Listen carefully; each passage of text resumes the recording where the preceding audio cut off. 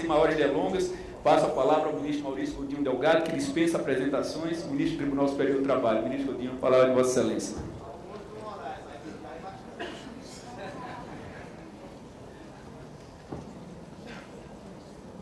Boa noite a todos e a todas.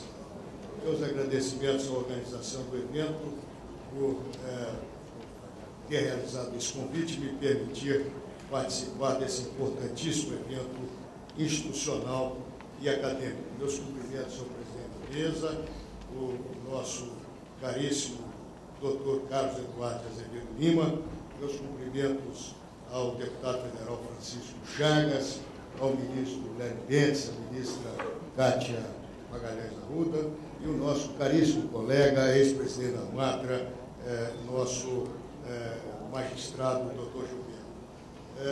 O nosso tema apresentado, procuraremos aqui respeitar um minuto, sabemos que o auditório fecha num horário já pré-definido, tratar do tema da terceirização e da sua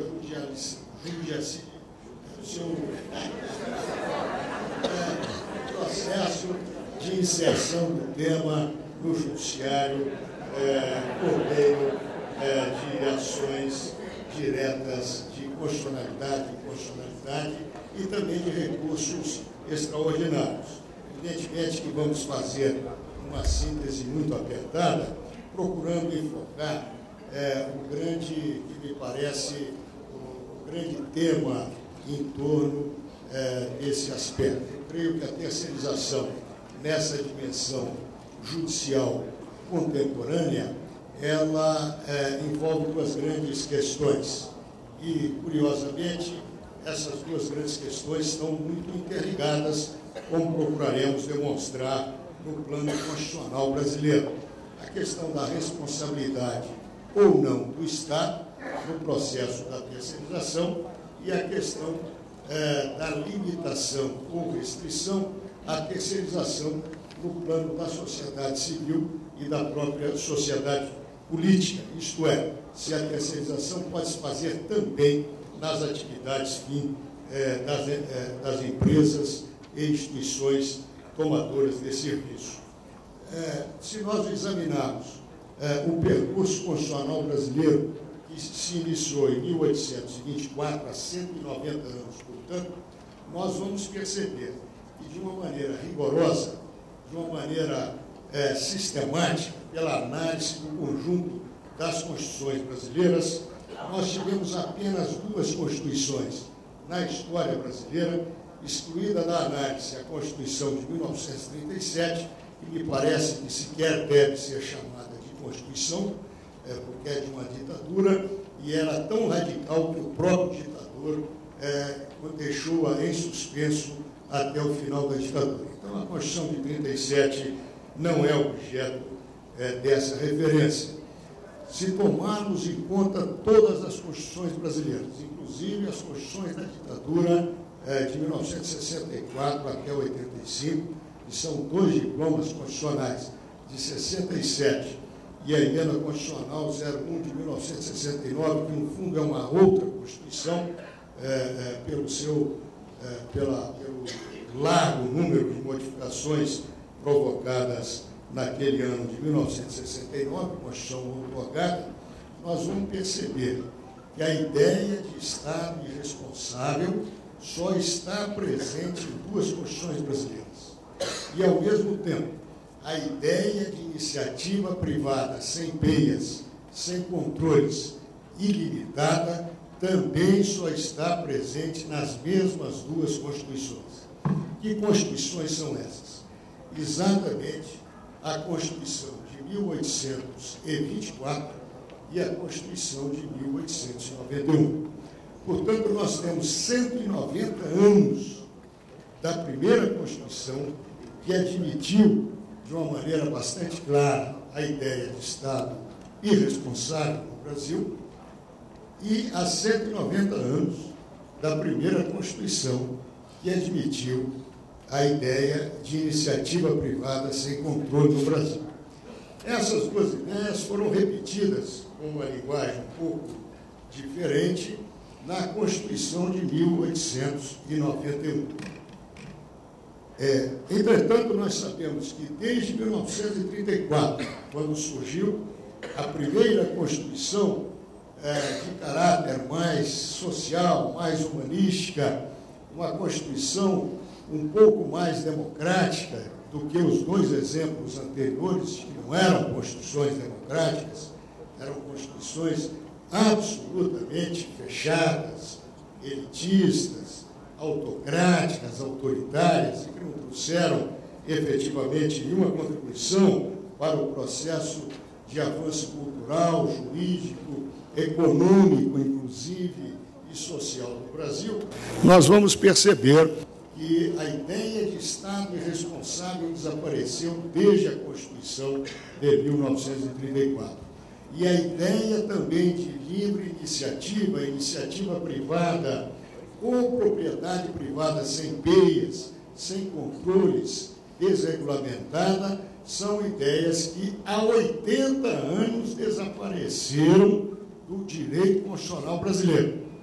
Notem que mesmo as constituições do regime militar, particularmente a mais autocrática de todas, que foi a Constituição ou Emenda Constitucional número 1 de 1969, nem essa Constituição reviveu essas duas ideias altamente censuráveis e excludentes.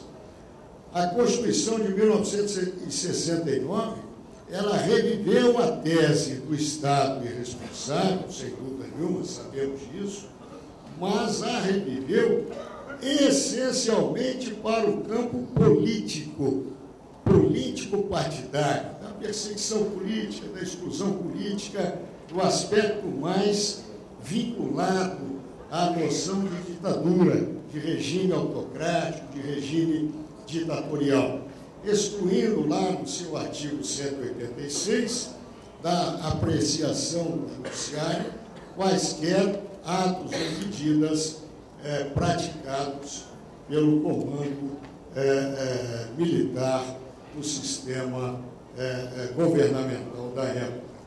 Mas mesmo essa Constituição, que foi de um período absolutamente sem vinculação com as noções e ideias democráticas já preponderantes no mundo ocidental, não reviveu de maneira genérica, de maneira ampla, a não ser no plano meramente político, institucional e partidário, a ideia de Estado irresponsável. Mesmo a Constituição de 1969 não reviveu também a ideia de livre iniciativa, iniciativa privada ou propriedade privada sem limites, sem controles e sem peias. Nas Constituições de 1824, essas ideias, e de 1891, estavam bastante claras. As duas Constituições tinham dispositivos que diziam que era assegurado no Brasil a propriedade privada em toda a sua extensão. A expressão era em toda a sua plenitude. Essa expressão desapareceu com a Constituição de 1934, embora a Constituição de 1934 tivesse uma ressalva que era comum no constitucionalismo primitivo, uma ressalva que se reportava às limitações fixadas em lei. É assegurado o direito de propriedade, resguardados os interesses sociais fixados em lei. Entretanto, esse tipo de expressão iria desaparecer posteriormente inteiramente do constitucionalismo brasileiro. Ou seja, e a Constituição de 88 é muito clara com relação a isso. No seu artigo 5º, inciso 23 e inciso 24, a Constituição de 88 não se reporta às limitações fixadas em lei. Isso não quer dizer que ela não esteja autorizando a lei a fixar limitações. Ela própria fixa as limitações. A Constituição de 88, por exemplo, ela diz que é assegurado o direito de propriedade e depois, no inciso específico e enfático, ela determina a restrição da propriedade à sua função social. Isso significa que a Constituição enfatizou o sentido de que ela própria limita a propriedade privada, ela própria limita a livre iniciativa, ela própria diretamente, independentemente da definição legal, ela própria limita, obviamente, a iniciativa privada. E esses limites são claramente dados pelo texto constitucional desde o seu preâmbulo. Embora haja um debate entre os constitucionalistas sobre a natureza normativa ou não do preâmbulo, o fato é que o preâmbulo constitucional traz vários princípios enfáticos, os quais são repetidos no corpo da Constituição. Princípios esses que são absolutamente antagônicos à ideia de uma livre iniciativa antissocial, darwinista e que não tenha qualquer compromisso com a solidariedade social. Princípios como segurança, não só a segurança jurídica, segurança como um valor e um princípio que atinge a todos, particularmente as pessoas humanas. Também, é claro, as empresas, não vamos negar isso, mas particularmente às pessoas humanas. Princípios como a solidariedade, princípios como a valorização do trabalho e particularmente do emprego, princípios como a dignidade da pessoa humana, princípios como o bem-estar individual e social. Esses princípios todos e vários princípios dessa natureza, princípios como também da isonomia, da igualdade, da equidade, são princípios enfatizados desde o preâmbulo, passando pelo título 1 da Constituição, que é muito importante pela sua precedência topográfica na Carta Constitucional e que é o título que realça os princípios fundamentais da República Federativa do Brasil. Entre esses princípios fundamentais estão todos esses agora indicados. E, cuidadosamente, a Constituição da República colocou a livre iniciativa, a iniciativa privada, no mesmo plano normativo, no mesmo dispositivo, mas após a valorização do trabalho humano. Cuidadosamente no mesmo plano, coisa que nunca ocorreu no constitucionalismo brasileiro. No mesmo plano, mas após. Ou seja, a livre iniciativa é protegida, a iniciativa privada é protegida, merece os incentivos fiscais que o Estado brasileiro sempre e cada vez mais defere a ela, mas desde que realize, sim, os seus objetivos e finalidades sociais, com ênfase na ideia da valorização do trabalho humano. Da mesma maneira que a livre iniciativa está submetida aos princípios do bem-estar individual e social, aos princípios da segurança, inclusive pessoal, do ser humano que vive do trabalho, aos princípios da dignidade, é claro, da pessoa humana, aos princípios da inviolabilidade do direito à vida, em especial da saúde do ser humano, da rigidez física e psíquica do ser humano e vários outros princípios constitucionais humanísticos. em 4 títulos da Constituição, que são os títulos mais importantes para o funcionamento da sociedade civil, inclusive do mercado econômico, que são o título 1, dos princípios fundamentais, o título 2, dos direitos e garantias fundamentais, do título 6, do título 7, desculpem, que trata da ordem econômica e financeira, e do título 8º, que trata da ordem social. A Constituição enfaticamente inicia os seus comandos determinando a prevalência do valor social do trabalho, a prevalência do caráter humanístico que tem que reger o funcionamento da economia e da sociedade do país.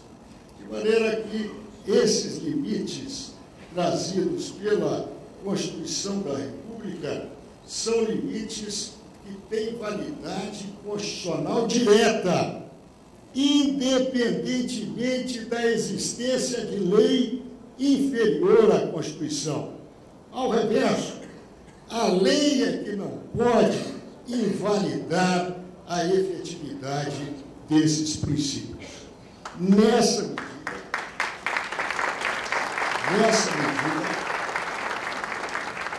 o princípio da legalidade, que está no artigo 5º, 2 da Constituição, obviamente é um princípio muito importante, mas desde 5/10/1988, eu até entendo que antes disso, mas estamos sob o império da Constituição de 1988. Desde 5/10/1988, a limitação ao processo de terceirização resulta de um comando direto, literal e inequívoco da Constituição da República. Não é válida a lei que estabeleça o fim da relação de emprego como um instrumento de afirmação da dignidade humana e, ao reverso, um instrumento de vilipêndio da dignidade da pessoa humana, do bem-estar individual e social dos indivíduos, da segurança das pessoas humanas que vivem do trabalho e de outros valores e princípios constitucionais. Então, nessa medida, o que a ordem jurídica infraconstitucional pode fazer claramente pelo conjunto constitucional firmemente enfatizado em diversos momentos pela Constituição da República. A Constituição da República conhece a história brasileira, conhece a história do país, que foi o último país a abolir a escravatura em todas as Américas. A Constituição da República conhece a história constitucional brasileira, em que se tinham a Constituição de 1824 e de 1891, que tiveram a audácia de dizer que a propriedade privada no país estava garantida sem limites. Então, ela repete em vários títulos constitucionais, conforme já dito, título 1, título 2, título 7, que trata da ordem econômica e financeira, e título 8º, que trata da ordem social, o império da valorização do trabalho humano. A lei só pode, no caso da terceirização, abrir exceções à proibição constitucional à terceirização. E são essas 4 exceções bem reconhecidas pela comunidade trabalhista há mais de 20 anos, por meio do trabalho democrático, contínuo, repetido, das inteligências do Tribunal Superior do Trabalho e dos 24 tribunais regionais do trabalho e dos 3.000 juízes do trabalho, com o concurso dos procuradores do trabalho e dos advogados trabalhistas, essas 4 hipóteses restritas de terceirização enunciadas na súmula 331. Elas são excetivas, sim, É isso que a Constituição da República claramente comanda para as instituições, para a sociedade política e para a sociedade civil brasileira. Da mesma maneira, é claro, que a Constituição da República não acolhe a tese do Estado irresponsável perante a pessoa humana que vive do trabalho. Essa tese parece também bastante clara na Constituição desde 80 anos atrás, desde a Constituição de 1934, tendo sido repetida essa objeção à tese do Estado irresponsável nas Constituições de 46 e mesmo, conforme vimos, nas Constituições do período autoritário de 1964 a 1988. Nessa medida, me parece que a Constituição da República é o grande norte de compreensão da terceirização no Brasil. Não há nenhum artificialismo na súmula 331 do Tribunal Superior do Trabalho, é um produto das inteligências da comunidade jurídica democraticamente instituídas, renovadas ao longo de 25 anos, desde 1988, e, obviamente, que não existe livre iniciativa sem peias, sem fronteiras, sem restrições, em qualquer Estado democrático de direito, como é a determinação da Constituição da República de 1988. Essas são as rápidas observações que eu trago para os colegas. Agradecemos mais uma vez pelo convite formulado. Muito obrigado.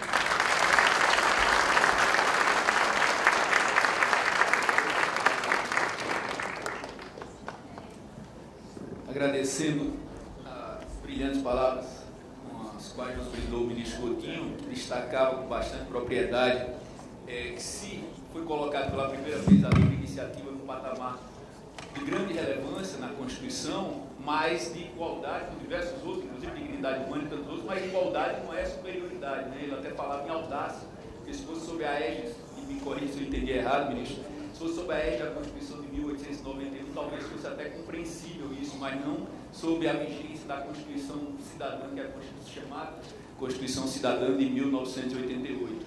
E aí, nessa linha, eu lembrava de Eros Grau, ex-ministro do Supremo Tribunal Federal, quando escrevia a respeito da ordem econômica de 88, que ele destacava que, conquanto não seja raro se dissociar do valor social da livre iniciativa, esse adjetivo, valor social, mas, na realidade, para você considerar a livre iniciativa como fundamento da República Federativa do Brasil, não tem como deixar de considerar o que ela tem de socialmente relevante. Então, nesta linha, Vossa Excelência destacava com tanta propriedade e com todo esse esforço histórico, inclusive.